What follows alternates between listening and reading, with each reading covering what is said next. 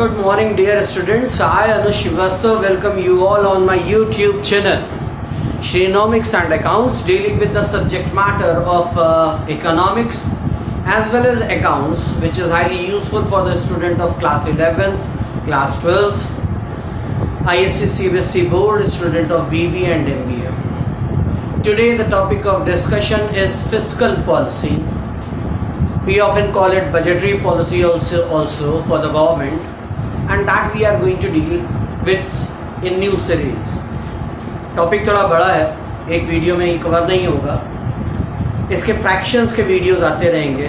आज हम fiscal policy के बारे में बात करेंगे, फिर इसके डिफरेंट कंपोनेंट्स के बारे में बात करेंगे, जैसे fiscal expenditure, public expenditure, public revenue, public debt and others.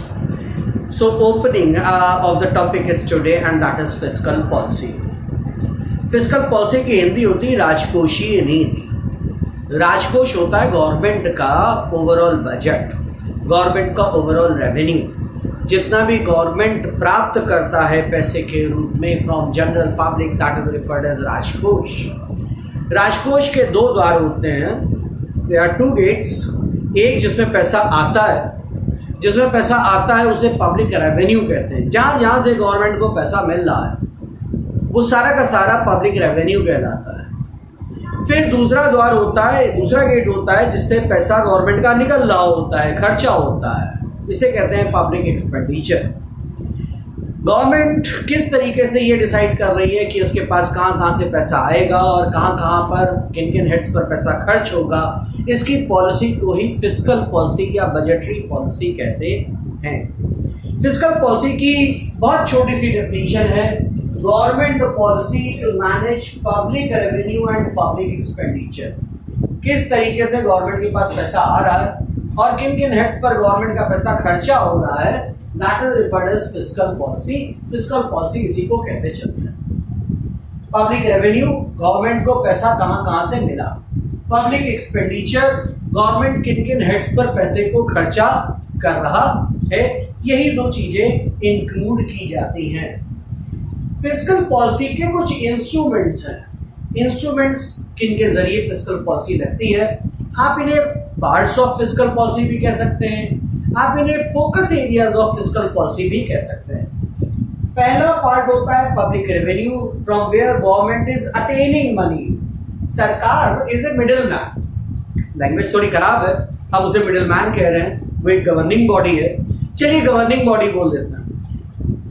Government एक गवर्निंग बॉडी है जो खुद पैसा नहीं लगाती है, पब्लिक से पैसा लेती है और उसके बाद पब्लिक पर ही पैसा खर्चा करती है. ये जो पॉलिसी है, पैसा कलेक्ट करने को पब्लिक रेवेन्यू कहते हैं, खर्चा करने को पब्लिक एक्सपेंडिचर कहते हैं. यदि गवर्नमेंट का एक्सपेंडिचर रेवेन्यू से ज्यादा हो जाता है तो उसे हम लोग पब्लिक डेट कहना शुरू कर देते हैं. पब्लिक डेट जब लेने की नौबत आती है, सरकार के पास जिम्मेदारी ज्यादा होती है तो वो ऋण लेता है, और जब ऋण लेता है तो उसी को हम लोग पब्लिक डेट कहना शुरू कर देते हैं. नाउ अलाउ मी, क्यों इसे गवर्नमेंट रेवेन्यू, गवर्नमेंट एक्सपेंडिचर नहीं कहते हैं? क्योंकि पूरे वर्ल्ड की जितनी भी गवर्नमेंट बॉडीज हैं सबकी डेमोक्रेटिक सेटअप है. डेमोक्रेटिक सेटअप में गवर्नमेंट की डेफिनेशन ही होती है of the people, through the people, for the people. तो गवर्नमेंट नहीं है. It is government is collecting revenue but referred as public revenue. Government is making expenditure but it is referred as public expenditure. Government is taking debt but it is referred as public debt. I hope basic concept समझ में आ गया होगा.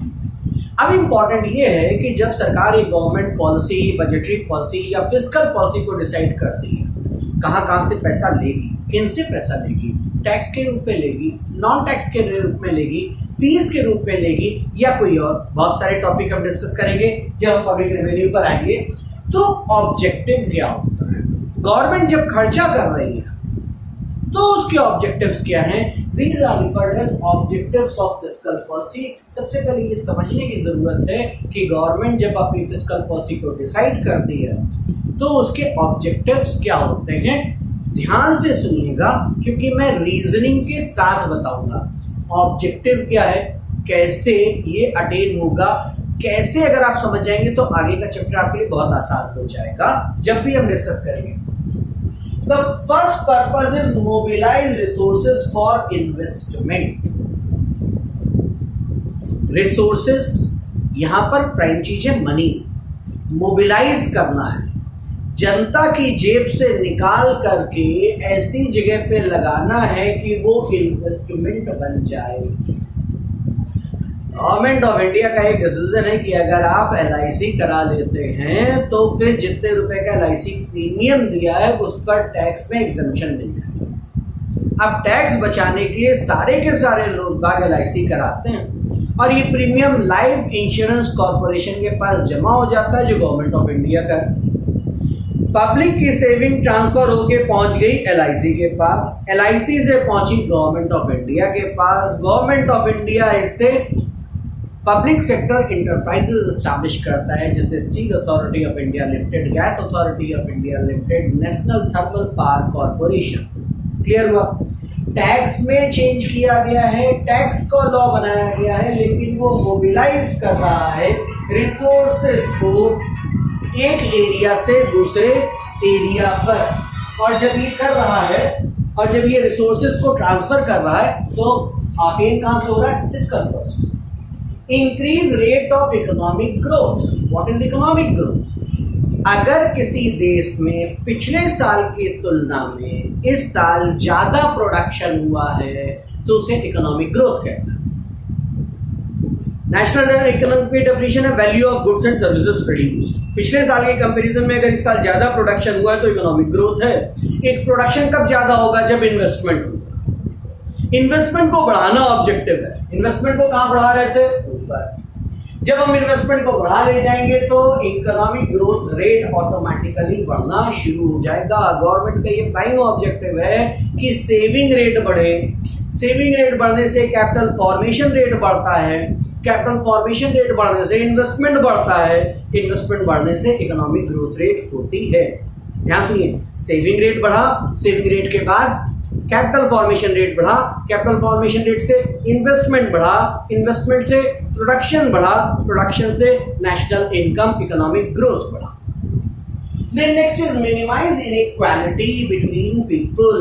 शुद्ध देशी भाषा में अमीरों और गरीबों के बीच के गैप को कम करना। अगर हम इकोनॉमिक इनइक्वालिटी को गैप को कम कर ले जाते हैं तो देश में एक ही तरीके की पॉपुलेशन रहती है। ऐसा नहीं है कि बहुत सारे, कुछ लोग बहुत ज्यादा रिच हैं, कुछ लोग बहुत ज्यादा गरीब हैं। जितना हम ये मिनिमाइज करेंगे राष्ट्र में इक्विटी बढ़ती जाती है और गवर्नमेंट का ये ऑब्जेक्टिव है कि इक्विटी बढ़ाए। कैसे करेगी गवर्नमेंट? गवर्नमेंट का सिंपल सा तरीका है, रिच पीपल के ऊपर लग्जरी टैक्स लगाइए, रिच पीपल के ऊपर प्रोग्रेसिव टैक्स लगाइए। ये टैक्स रेवेन्यू जब गवर्नमेंट के पास आ जाए तो सोशियो इकोनॉमिक डेवलपमेंट या वेलफेयर की स्कीम पुअर के लिए लगाइए। उनको खाना दीजिए, उनको मुफ्त शिक्षा दीजिए, उनको मुफ्त स्वास्थ्य दीजिए। हमने रेवेन्यू किससे कलेक्ट कर ली? रिच पीपल से। अब यही बेनिफिट्स हमने किसको प्रोवाइड कर दिए? पुअर पीपल को। तो उससे हम लोग क्या इनइक्वालिटी को मिनिमाइज कर ले जाते हैं। Prevent ill effects of slums and booms. यदि किसी देश की इकोनॉमी स्लम्प पर आ जाती है, यानी पिछले साल के कंपैरिजन में इस बार इकोनॉमिक एक्टिविटीज कम है, बूम, पिछले साल के कंपैरिजन में इस बार इकोनॉमिक एक्टिविटीज ज्यादा है।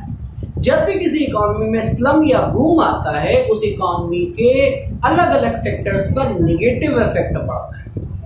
आप सबने कोरोना का काल देखा है, स्लम्प आया है, ग्लोबल इकोनॉमी पे आया है, खूब जगह बेरोजगारी फैली हुई है, लोग बाग दूसरों को फ्री में खाना खिला रहे हैं। इल इफेक्ट ऑफ स्लम्प है।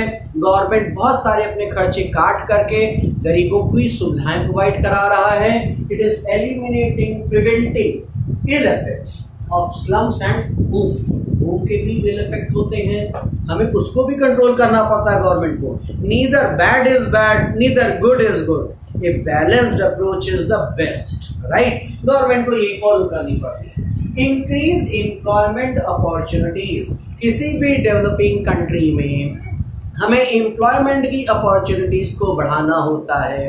एम्प्लॉयमेंट की अपॉर्चुनिटीज कब बढ़ेगी? जब ज्यादा ऑर्गेनाइजेशंस एस्टैब्लिश होंगे। ज्यादा ऑर्गेनाइजेशंस कब एस्टैब्लिश होंगे? जब हम लोग देश में इन्वेस्टमेंट को बढ़ा ले जाएंगे। इन्वेस्टमेंट को जैसे जैसे बढ़ाते जाते हैं एम्प्लॉयमेंट अपॉर्चुनिटीज का बढ़ती हैं, एम्प्लॉयमेंट अपॉर्चुनिटीज बढ़ने से पॉवर्टी ऑटोमेटिकली कम आती है, एम्प्लॉयमेंट अपॉर्चुनिटीज बढ़ने से एजुकेशनल लेवल बढ़ते हैं, सोशल सॉलिडारिटी बढ़ती है। Then next is to contain inflationary and deflationary tendencies। पीछे कहीं बहुत डिटेल में डिस्कस किया है। इन्फ्लेशन यानी वस्तुओं के मूल्य में लंबे समय के लिए लगातार वृद्धि। If the price of commodities rises over a very long term in a sustained and continuous manner, it is inflation। Inflation की सबसे बड़ी खराबी यही है कि पॉवर्टी बढ़ाती है। हमें इन्फ्लेशन को कंट्रोल करना पड़ेगा। कैसे कंट्रोल करती है? इन्फ्लेशन में किसी भी कमोडिटी की सप्लाई कम हो जाती है तो उसके प्राइसेस बढ़ जाते हैं। अगर गवर्नमेंट उन्हीं कमोडिटीज की सप्लाई को बढ़ा देती है तो सप्लाई बढ़ जाती है और उसके प्राइसेस कम हो जाते हैं। This is the way how it controls inflationary effects in any economy. To promote economic stability, हम वापस आ जाते हैं इकोनॉमिक इनइक्वालिटी को ले लीजिए, इकोनॉमिक ग्रोथ को ले लीजिए, इन्वेस्टमेंट को ले लीजिए। ये तीनों चीजें किसी भी इकोनॉमी को स्टेबल बनाती हैं। अगर किसी इकोनॉमी में स्लंप आया है तो हमें उस स्लंप को रोकना है। कैसे स्लंप रोका जाता है? स्लंप आने का सिर्फ इसका सा मतलब है कि उस इकोनॉमिक सेक्टर में डिमांड कम हो गई है। अगर उस डिमांड को बढ़ाने का तरीका ये कि अगर गवर्नमेंट उसमें मनी पंप कर दे, मनी फ्लो को बढ़ा दे तो लोगों की इनकम बढ़ जाएगी। इनकम बढ़ जाएगी तो उसकी डिमांड कंसोलिडेट होगी। अगर डिमांड कंसोलिडेट होगी तो ऑटोमेटिकली इकोनॉमिक स्टेबिलिटी आ जाती है। Then next is to increase national income. National income का टॉपिक हम कवर कर चुके हैं। आप प्ले लिस्ट में, मेरे चैनल के प्ले लिस्ट में मैक्रो इकोनॉमिक्स में नेशनल इनकम को पढ़ सकते हैं। नेशनल इनकम यानी value of goods and services produced in a country in one financial year. एक देश में वैल्यू कैसे बढ़ेगी? किसकी? प्रोडक्शन बढ़ जाएगा तो value of goods and services produce बढ़ेगा। प्रोडक्शन कैसे बढ़ेगा? Again that's to increase investment. क्यों? ये कारण सबसे ऊपर लिखा गया है क्योंकि बाकी सारी चीजें ऑटोमेटिकली बढ़नी शुरू हो जाती हैं यदि किसी देश में इन्वेस्टमेंट बढ़ना शुरू हो जाता है। आप इन्वेस्टमेंट बढ़ाइए, जैसे ही आप इन्वेस्टमेंट बढ़ाएंगे इकोनॉमिक ग्रोथ अपने आप बढ़नी शुरू हो जाती है, इकोनॉमिक स्टेबिलिटी अटेन हो जाती है, इकोनॉमिक इनइक्वालिटी कम हो जाती है और मोस्ट इंपॉर्टेंटली नेशनल इनकम भी बढ़नी शुरू हो जाती है। Then next is to ensure equitable distribution of resources। देश के जितने भी संसाधन हैं on the resources of the country दो तरीके से बढ़ते हैं। They should be equally distributed among states and they should equally be distributed among all the citizens of the country। Rich को ज्यादा मिले, पुअर को कम मिले, ऐसा नहीं होना चाहिए। रिच को बेटर फैसिलिटीज मिले, पुअर को वो फैसिलिटीज ना मिले, ऐसा नहीं होना चाहिए। कुछ स्टेट्स को ज्यादा रिसोर्सेज मिले और कुछ राज्य कमजोर या गरीब ही रह जाए, ऐसा नहीं होना चाहिए। एंड गवर्नमेंट इंश्योर्स कि रिच स्टेट से हम ज़्यादा टैक्सेस को कलेक्ट करेंगे, पुअर स्टेट्स को ज़्यादा बेनिफिशियरी फैसिलिटीज प्रोवाइड करेंगे। इससे हमारी इकोनॉमी कंसोलिडेट होनी शुरू हो जाती है। आप ध्यान से समझिए, तीन तरीके के स्टेट्स पाए जाते हैं, तीन तरीके की कंट्रीज पाई जाती हैं। एक पहली कंट्री वो होती है जिसकी पब्लिक रेवेन्यू पब्लिक एक्सपेंडिचर से ज़्यादा होती है। ध्यान समझिए, पब्लिक रेवेन्यू अगर पब्लिक एक्सपेंडिचर से ज़्यादा है यानी गवर्नमेंट के पास बच रहा है, इसे सरप्लस फिस्कल पॉलिसी कहते हैं।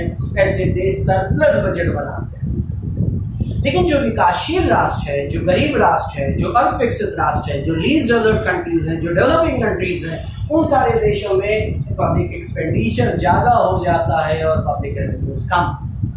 ऐसी जगहों पे गवर्नमेंट को पब्लिक डेट लेना पड़ता है। ये डेट लेने की भी एक इंस्ट्रूमेंट है। किसका इंस्ट्रूमेंट है?